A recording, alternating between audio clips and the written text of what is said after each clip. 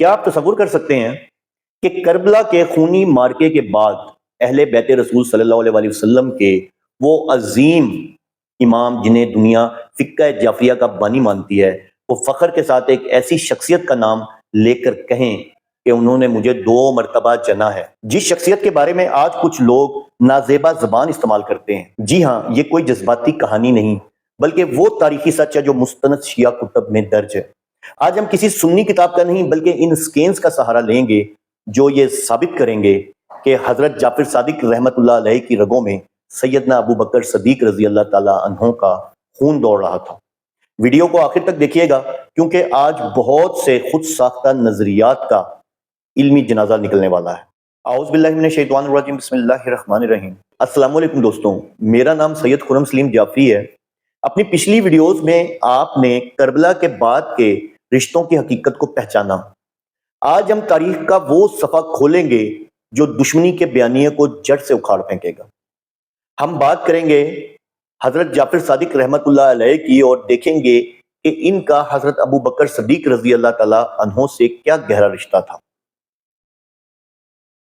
دوستوں، اپنی سکرین پر دیکھیں، یہ ماہر انساب ابن انبا کی کتاب عمدۃ الطالب فی انساب آل ابی طالب صفحہ 761 کا حوالہ ہے۔ یہاں حضرت جعفر صادق رحمت اللہ علیہ کا وہ تاریخی قول نقل ہے جس نے تاریخ کا رخ ہی بدل دیا۔ ولدانی ابو بکری مرتینی، ابو بکر نے مجھے 2 مرتبہ جنا ہے۔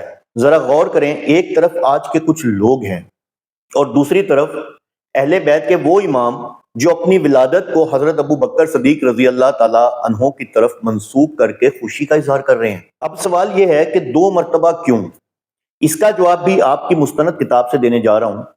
حضرت جعفر صادق رحمت اللہ علیہ کی شجرہ نسب میں حضرت ابو بکر صدیق رضی اللہ تعالیٰ عنہ کا خون 2 مخالف راستوں سے شامل ہوا تھا۔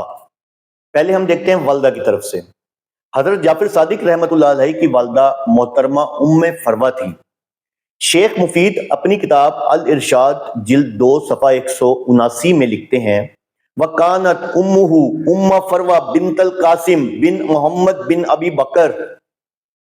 ان کی والدہ ام فروہ تھی جو قاسم بن محمد بن ابی بکر کی صاحبزادی تھیں۔ قاسم حضرت ابو بکر صدیق رضی اللہ تعالیٰ عنہ کے پوتے تھے۔ اب نانی کی طرف سے دیکھتے ہیں۔ ام فروہ کی والدہ یعنی امام کی نانی اسماء بنت عبد الرحمن تھیں۔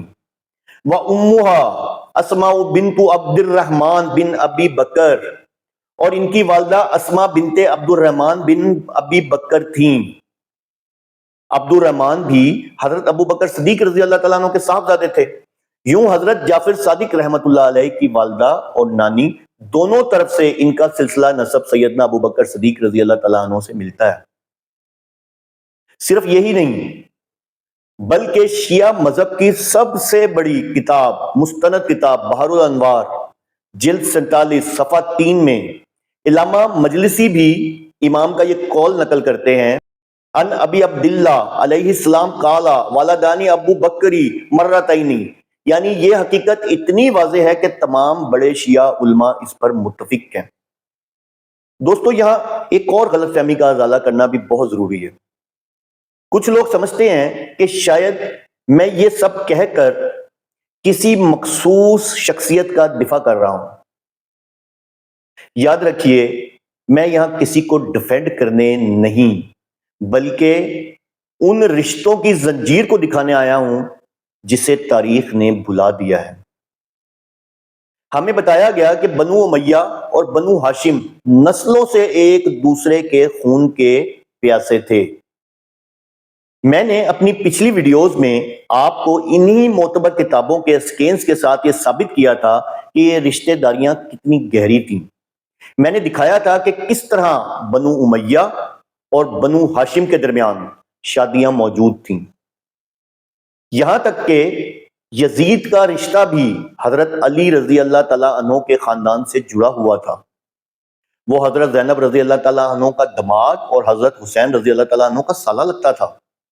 دیکھیں، میرا مقصد یزید کے افعال کا دفاع کرنا نہیں بلکہ یہ بتانا ہے کہ کربلا کوئی 2 اجنبی یا دشمن خاندانوں کی جنگ نہیں تھی بلکہ یہ ایک ہی قبیلے، ایک ہی خاندان اور آپس کے رشتہ داروں کے درمیان پیدا ہونے والا ایک سیاسی المیہ تھا۔ جب ہم حضرت جعفر صادق رحمۃ اللہ علیہ کو حضرت ابو بکر صدیق رضی اللہ تعالیٰ عنہ کی اولاد میں سے دیکھتے ہیں اور یزید کو اہل بیت کا رشتہ دار پاتے ہیں تو ہمیں سمجھ آتا ہے کہ تاریخ اتنی سادہ نہیں ہے جتنی منبروں سے سنائی جاتی ہے۔ یہ سب ایک ہی گلشن کے پھول تھے جنہیں سیاست کی آندھیوں نے ایک دوسرے کے سامنے لا کھڑا کیا۔ اگر آپ نے وہ ویڈیوز ابھی تک نہیں دیکھیں تو اس ویڈیو کے ختم ہونے کے بعد انہیں ضرور دیکھیں تاکہ آپ کو معلوم ہو سکے کہ کس طرح سیاسی مفادات کے لیے ان خاندانی محبتوں کو دشمنی کا نام دے دیا گیا۔ آج حضرت جعفر صادق رحمۃ اللہ علیہ کا یہ قول کہ ابو بکر صدیق رضی اللہ تعالیٰ عنہ نے مجھے 2 مرتبہ جنا، ان تمام حقائق پر مہر تصدیق ثبت کر دیتا ہے۔ یہ سب ایک ہی خاندان تھا، ایک ہی خون تھا۔